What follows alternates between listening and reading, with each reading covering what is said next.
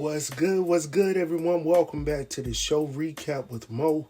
Well, we're getting ready to get into another episode breakdown of Tyler Perry's Sistas. But before we get into this thing, make sure to like and subscribe to this channel so you don't miss shit snit that's going down, alright? So the episode we're getting ready to get into is Season 6, Episode number 17, titled Taste of Freedom. Now, the synopsis for this episode states that Danni avoids a difficult conversation with Preston.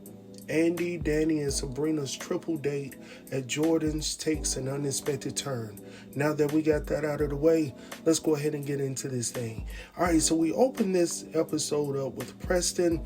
You know, he just came up to the airport, and we find out that the reason why he is there is to surprise Danni by leaving an item in her car. So Danni is like, well, how are you going to do that? He was like, well, I happen to have your spare key. So anyhow, moving on from there, because that ain't really what we want to know. We want to know what Preston heard. And obviously, you know, he heard something because Preston conveyed to Danni that, hey, I heard a whole lot. So Preston is like, so y'all went out last night? And she was like, no, it's not what you thought. And Danni, stop with the BS right now. It is what he thought, and it's what he's thinking right now. Even with Preston not being the smartest dude on the block, he could still tell that something just isn't right at this point with you. And I wish that she would just be honest and straightforward with Preston and just leave this dude alone if you're not going to be serious about this relationship. So anyhow, moving on from there, Preston goes on to tell Tony, hey man, stay right here. We need to figure out something real quick. And then all of a sudden he turns around and asks Tony, why is he still there? Now see, I'm trying to be with you, Preston, but at the same daggone time, bro, you confusing me.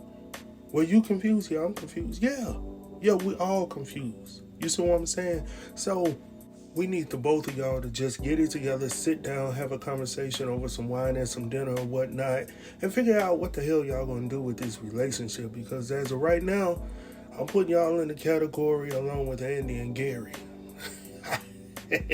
I'm just saying I'm starting not to care. So anyhow, going on from there, we head back over to the law firm where we see Andi, Sabrina, and Maurice. They are now celebrating over the great news that they've received from the DA. And Maurice is so very thankful that he tells Andi that, you know, hey, Andi, if there's anything you need from me, just give me a call and I'll help you out with anything that you need. Andi is like, okay, Maurice, how in the hell you gonna help me? Like, what could you help me with? He was like, well, let's start with your shoes.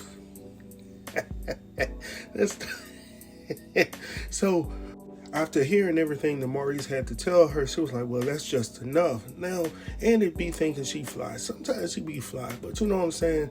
You know, it takes somebody else to tell you what you ain't working with. So going on from there, Andi goes on to tell Sabrina that for tonight, they're going to celebrate. They're going to put all of this behind them. Sabrina's like, look, we can definitely do that, but has old boy reached out to you talking about Jordan? She was like, no, he hasn't reached out to me yet. So Andi's like, well, has Rich followed up with you or whatnot? She was like, no, but let me go ahead and check, because her mind has been all over the place with this case, not knowing what the outcome was going to be. So she reaches for her phone. When she picks up her phone, she notices that he has sent her a text message along with an image with them on the bus. So after Andi sees that she's received the text message, she's feeling some type of way now. And she tells Sabrina that she ain't going to the damn party tonight. Sabrina's like, oh, yes, you are. You're the reason why we in all of this to begin with. Remember that blind date that you went on with Lil Jordan? So, yes, you're definitely going to this party with us tonight. And Andi's like, cool, I'll ride with y'all. But I'm going to go ahead and let you know that I'm not going any daggone where unless Jordan reaches out to me beforehand. And I get it. I understand it. Every woman wants to feel like the man is chasing them. Now, I don't know about these women today sometimes. Sometimes these women today want to be the chasers. And, you know, that just ain't me, man. I'm like, at least give me the opportunity to chase after you. You see what I'm saying? So I can pursue this relationship. That whatever we got going on, allow me to do that. You see what I'm saying? So anyhow, moving on from there, we see Fatima and Zach talking with Wesley about getting full custody over little Michael. And the first thing that Wesley tells this man is, I would advise you not to do that ever again. I mean, ever, ever. You see what I'm saying? And he was like, you just found out that you were his father, so it's not a good look. And I said that from the get-go. And he also tells him that, he's going to seek to get him an emergency hearing. But also with that, he's also concerned because he has no child welfare reports on this incident. Fatima's like, well, we actually have a witness. And he was like, well, I hope this witness cooperates with the whole court process or whatnot. So going on from there, Zach and Fatima, they're getting ready to leave. And Wesley is like, well, you definitely owe me. They chuckle a little bit. Zach is feeling some type of way. He's in his feelings, feeling a little bit of, just a little bit of insecurity there. Because when he gets out, he was like, what's all that snickering about? Like, what is he talking about? You owe me. And she was like, look, Zach, let me go ahead and tell you. Old boy ain't interested in me. He was like, no, he's definitely looking at you. She was like, no, he was looking at my earrings. Like, I'm going to go ahead and say it real quick. He's more so interested in you than in me. I was like, damn. Zach, your radar was off, my brother. Anyhow, I was caught off guard too, but, I didn't think he was trying to holler at her. He didn't seem like her type to begin with. But hey, it is what it is, man. It is what it freaking is. Going on from there, while Zach and Fatima are still out in the hallway talking and whatnot, Zach is getting ready to leave. In walks Hayden. Now, Hayden has been good for the past few episodes. I don't know what in the hell is going on with him right now. He's feeling himself. He feels like he's, GQ of the year or some shit. So, he walks up. It's almost like he knew something, but he didn't really know. And then all of a sudden, he was like, no. You don't have to leave. I want you to stay right here because I want to introduce somebody to you. So they was like, well, who you want to introduce? He was like, no, I want to introduce y'all to my woman. Zach is like, for real? You got married? So when Tamara walks up, he was like, oh, man, she's beautiful. Y'all deserve one another. And of course, Hayden is like, or Hayden as I like to call him, it's like, man, you don't believe that, bro. Like, you don't believe that? And Zach is like, no, I definitely agree with all of this. Like, y'all look good together. I hope everything works. And it's like, well, how long y'all been together? How long did y'all know each other before y'all got in? And he was like, man, look, that ain't important.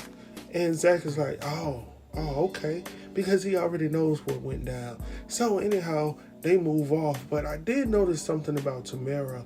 She wasn't feeling Zach coming in on her man like that. You could tell she was feeling some type of way. So I'm wondering if she's starting to actually fall for Hayden without even knowing that she's doing it, because the longer you spend time with an individual, it can just sneak up on you.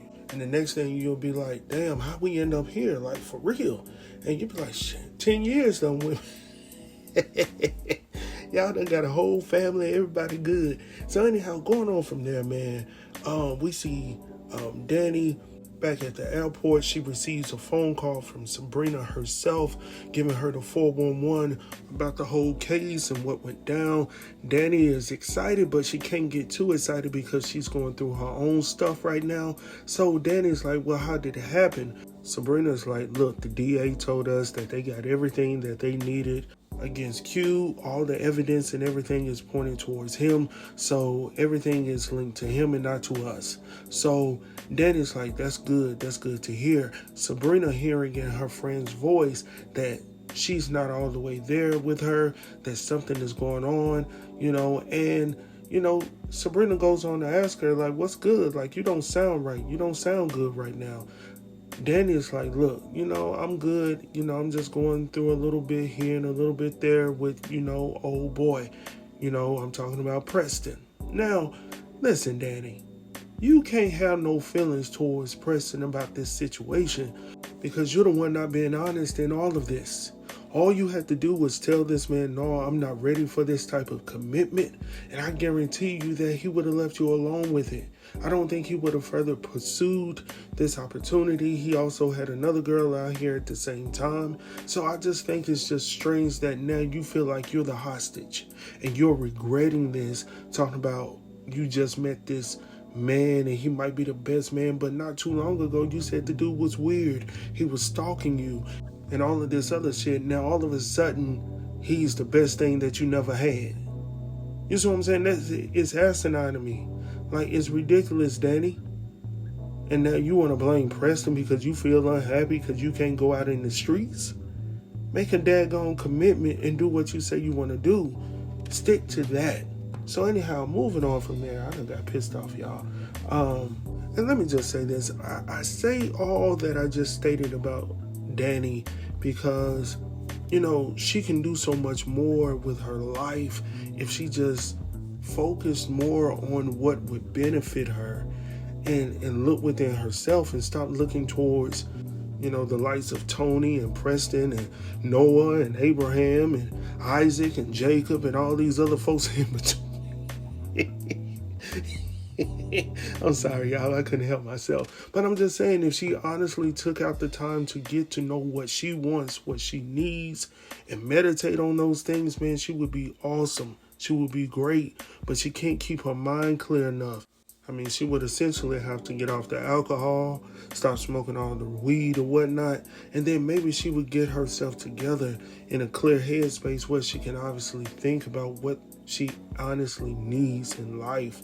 And I think that will be good because this whole conversation between she and Tony, you know, it went on a little bit too long. He made himself look dumb with his comments, but it also revealed a lot. How she felt about Preston, how she felt about Tony.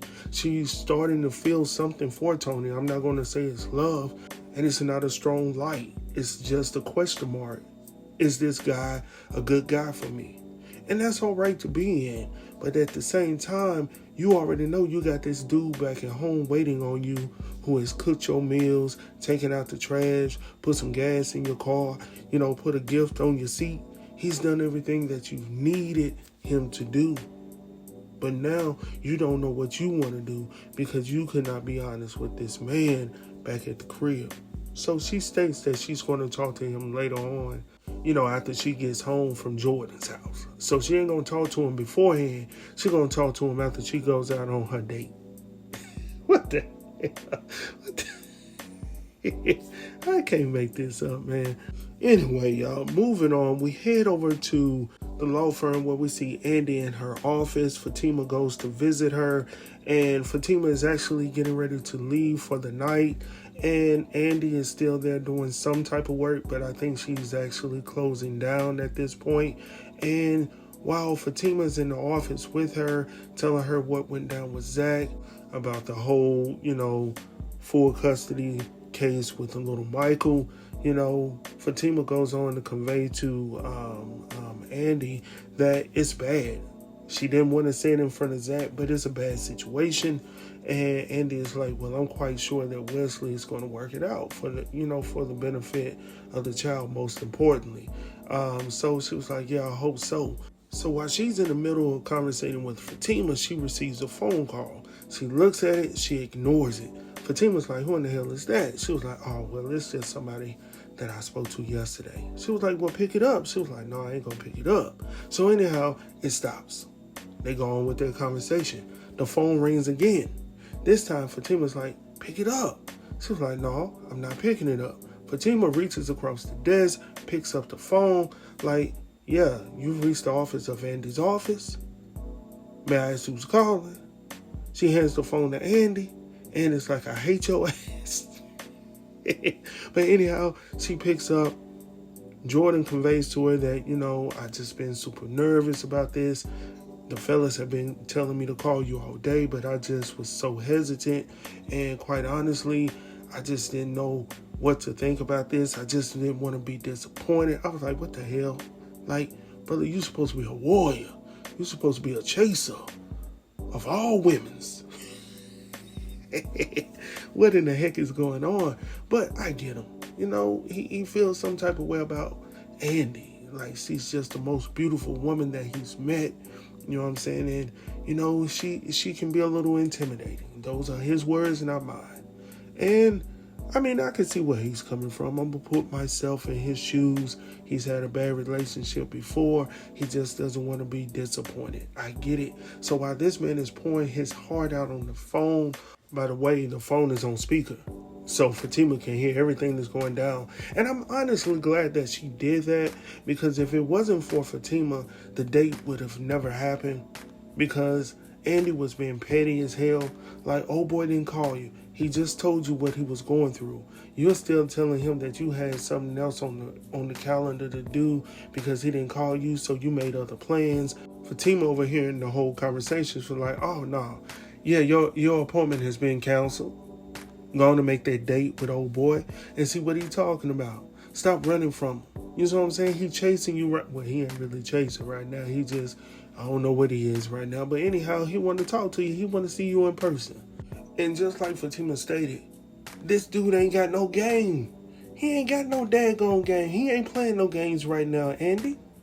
So Fatima has to remind you, so stop playing games. If this dude ain't got no game, stop playing them. I was like, shit. Fatima done said the whole word, y'all. You know what I'm saying? She done said the whole daggone word. But anyhow, going on from there, Andi goes on to ask her how she's doing, how she's feeling, dealing with all of this Zach stuff, dealing with the baby mama drama, dealing with, Michael and everything that's going around with all of that. And Fatima tells her that she's good. She's better off where she is right now in this context than being by herself. She doesn't want to be lonely, but she's willing to stick this shit out with Zach as long as Zach is willing to stick it out with her.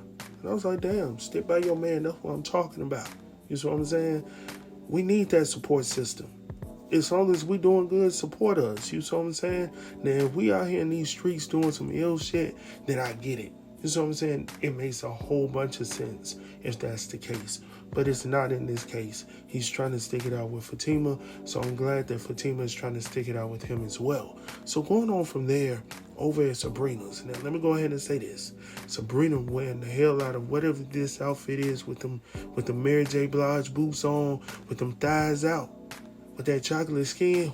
Ooh, Lord. Oh, anyhow, so over at Sabrina's crib, we see Bio shows up. He knocks on the door. She lets him in. She goes on to ask him about had he received his money back. He was like, no.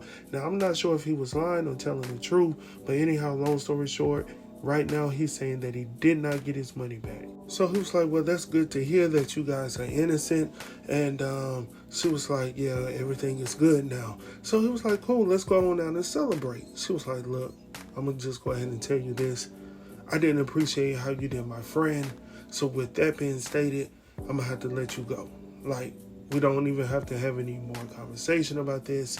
And she was like, I'm not going out with you tonight. And it was like, oh, so you think you can use me? Is that it? You think you good without David Ruffin? Is that what you trying to tell me? You ain't nothing without David.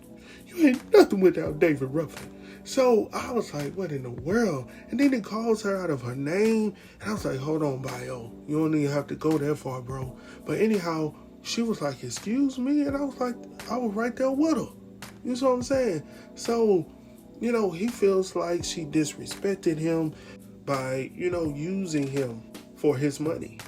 Because if you're not going to spend time with me, then what in the hell did I pay for? You see what I'm saying? So that's the reason why you always got to be careful when people are just so willy-nilly trying to give you something for free. You see what I'm saying? So anyhow, going on from there, she was like, look, your ass got to go. And I was like, yeah, I'm right there with him. So anyhow, he gets up. He was like, don't you ever call me again. He calls her out of her name again, trifling something, boop, boop, boom. I was like, damn. So anyhow, while he's calling her the last trifling bee, in walks Danny. She was like, hold on, who you calling? Who is that? Who is that? So then he starts to change his tone a little bit then. And he was like, oh no, I was just saying. No, what were you saying, bro? Like, say it with your whole chest. See, you giving me that little shit right now. Say it with your whole chest. So anyhow, he walks up out. They have a whole conversation about what's going on. Sabrina really doesn't want to get into it. She'll tell her at a later date. And, respectfully, Danny's like, okay, cool. It is what it is. And Sabrina's like, did you bring some clothes? She was like, no, I was actually over here to get some of your clothes from your closet. So, I find it funny because they always be on Sabrina's outfits, but all of a sudden you need my outfits when you trying to go out on this date tonight. Anyhow, I'm gonna leave that there. Pick it up, Danny. So next thing we see is Karen dropping off some packages over at Zach's crib. Zach comes out to greet her or to meet her, as she's walking away. He was like, what you doing? She was like, oh, I just felt bad about the other night, and I made a fool out of myself, and I'm just trying to make this right. Well, unfortunately, Karen, you bringing gifts over for little Michael ain't the way to do that. First and foremost, you need to apologize to Zach. That's what you need to do. That's how you can start this whole little process. But, of course, you're not going to do that right now. So, Zach is like, look, I just have one question. And she was like, I already know what you about to ask. Like, why am I doing this? He was like, yeah. And essentially, she felt like a fool. When all of that stuff went down, when she was clowning him at the grocery store, she felt like a fool. Now, I'm going to tell you one thing, not Fatima, Karen, if this baby is not Zach, you really going to feel like a fool. Because you done ran Aaron off, and all Aaron wanted to do was love you. That's all he wanted to do, Karen. That's it. That's all he wanted to do. Regardless if the baby was his or not, he was going to be there for you. Aaron was like, don't be cruel, because I would never be that cruel to you. I know. Don't be cruel. Oh, man. And then this is what keeps getting me in this whole situation between Karen and Zach. Now, specifically Karen. Karen keeps talking about, she's going to work this thing out where Zach will be able to spend time with his child or whatnot. But then she turns around on the flip side and says, yeah, it's just going to be me and this baby. Which one is it going to be? Is it going to be me, you, and the baby sharing custody? Or is it going to be just me and the baby? Like, make up your damn mind, Karen. Or are you trying to put it out there to Zach that, hey, you leaving me for Fatima and your whole child is right here within me and you're going to leave the both of us and you're going to leave us out here once again. Don't be cruel. Girl, you need to change your attitude. Don't be cruel. Man, that's it. Listen, I might say that one more time before we get up out of here. But yeah, it is what it is, Karen. He's moved on. And you're just going to have to accept it and move on, babe. So, going on from there, in walks Fatima into the crib where we see her addressing the whole situation that went down. She notices Zach is cooking. And let me just say this again. She wearing the hell out of this dress. I don't know what it is. It must be a Tennessee thing. But, so she goes on to say that she understands what he's going through. Like, if he really wants to do something, let's do it. Like, we can go over there and get him. Zach is like, well, Wesley told us not to do that anymore. She was like, okay, but let's do what you want to do in this situation and let the chips fall where they're going to fall. Long story short, Zach is like, look, we're going to be patient, but if shit don't change by Saturday, we're going to get my son. And she was like, word, I can get with that. She also mentioned that she also saw, what's her name, Karen leaving the premises. And she wanted to know if he cooked the food or she was cooking the food. You see what I'm saying? But she joked about it. So I thought that was pretty cool. Going on from there, we see the ladies finally make it over to Jordan's crib. They go in, they notice the ambiance, they see the house is immaculate with all the art and all of this stuff all over the place. And they were like, okay, he got a little bit of change, you see what I'm saying? He got a little money. So even Andi was, slightly impressed by the situation. It ain't like her penthouse or nothing. But anyhow, as they're walking outside, everybody's trying to get their significant other within the date. A little drink, something a little sip on, you see what I'm saying? So Sabrina getting hers, Danny's getting hers, and Jordan got his hand on the back of Andi's back, escorting her up to the bar. So he's getting ready to get her some drinks, but before they can get the drinks dished out, he introduces her to none other than Gary. What the hell? Well, that's it, y'all. That's it, man. I hope that you guys have enjoyed this recap that we did tonight. As always, make sure to like and subscribe to this channel so you don't miss shit and that's going down right here. As always, man, I try to get y'all in and out. So as always, I'm under 25 minutes once again. I appreciate y'all if you made it to this point in this video. Until next time, I'll see y'all soon. Peace.